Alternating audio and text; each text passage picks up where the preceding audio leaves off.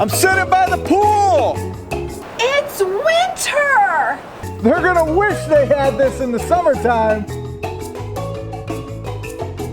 Now what are you doing? Who says you can't play tennis all year long?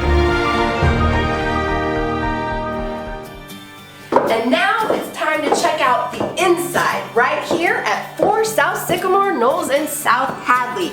This home was designed for family living in mind, with 5 bedrooms and 2 full baths and a great room so large it'll make all other great rooms look small in comparison to this. This family fun center creates cheer with tons of natural light. Its dramatic oversized fireplace and sliding doors that will expand leisure activities to the outside. This family room and kitchen combination is perfect for the cook that doesn't want to be separated from family or guests, and is equipped with everything a cook could want, from a pull-up breakfast bar, 2 dishwashers, warming drawer loaded with cabinets, and full walk-in pantry is a dream. Dining room? It's got one! And it also has an entire left wing dedicated to flex space, which makes for a great family room, another bedroom that can also double as an office. Or it could come in handy for your out-of-town guests or in-laws.